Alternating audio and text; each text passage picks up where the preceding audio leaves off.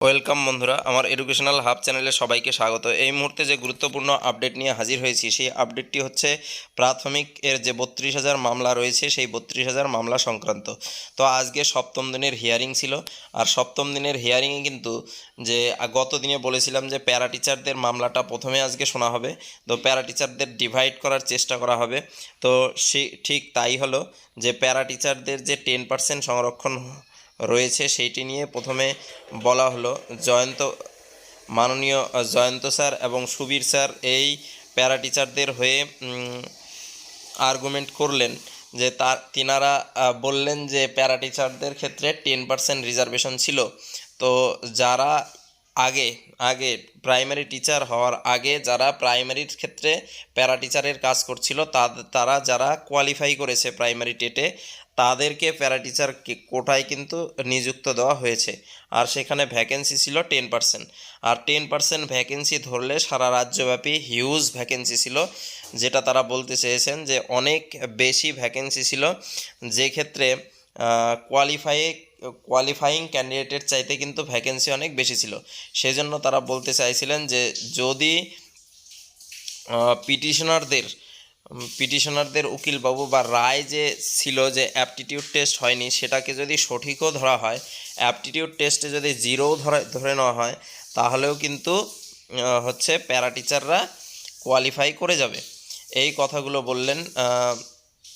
তারপর মাননীয় অশোকবাবু তিনি কিন্তু এক্সেমটেড ক্যাটাগরিদের নিয়ে কথাগুলো তুলেছিলেন। এক্সেমটেড ক্যাটাগরির ক্যান্ডিডেট সংখ্যা ছিল তার মোটামুটি 39 জনের কথা তিনি বললেন। আর সেখানে মুর্শিদাবাদ এবং মালদা মিলে ভ্যাকেন্সি ছিল 600 বা 650 মতো ভ্যাকেন্সি ছিল। সেক্ষেত্রে তার কাছে কোয়ালিফাইড ক্যান্ডিডেট অর্থাৎ তার কাছে যে আবেদন এসেছিল যে 39 জনের হয়ে তিনি লড়ছিলেন, যে তাতে তিনিও দেখাচ্ছিলেন যে এক্সেমটেড ক্যাটাগরির ক্ষেত্রেও মোটামুটি একই ঘটনাটা ঘটছিল, যে ক্যান্ডিডেট অনেক কম, ভ্যাকেন্সি যতগুলো ছিল ভ্যাকেন্সির চাইতে ক্যান্ডিডেটের সংখ্যা অনেক কম ছিল। সেই জন্য তাদের ক্ষেত্রেও কিন্তু অ্যাপটিটিউড টেস্ট এর নম্বরটা বিশেষ গ্রহণযোগ্য নয়, বা না হলেও তাদের কি হচ্ছে পরীক্ষার ক্ষেত্রে বা কোয়ালিফাইংয়ের জন্য বা অ্যাপয়েন্টমেন্টের জন্য কিন্তু ততটা বাধাপ্রাপ্ত হচ্ছে না। তো এগুলো বলতে চাইছিলেন। তো মাঝখানে আবার পিএইচ ফিজিক্যাল হ্যান্ডিক্যাপদের হয়েও একজন লড়লেন। তো তিনিও বললেন যে পিএইচ হ্যান্ডিক্যাপ কোটাও অনেক বেশি ছিল, ক্যান্ডিডেট কিন্তু কম ছিল। তো এখানে যেটা দেখা যাচ্ছে যে 36,000 বা 32,000 থেকে প্যারা টিচার থেকে শুরু করে পিএইচ বা এক্সামটেড ক্যাটাগরি তারা কিন্তু তাদের মতো করে নিজেদের জন্য লড়লেন, তাদেরকে আলাদা করারই চেষ্টা করলেন।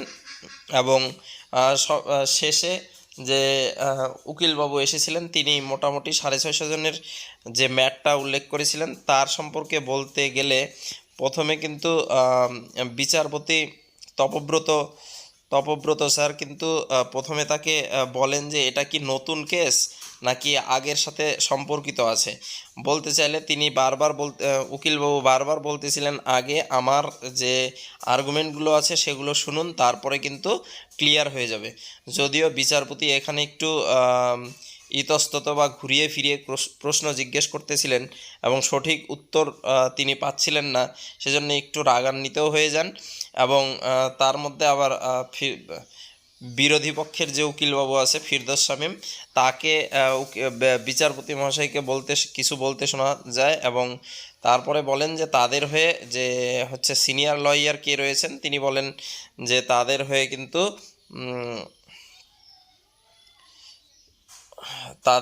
কিন্তু সিনিয়র লয়ার রয়েছেন।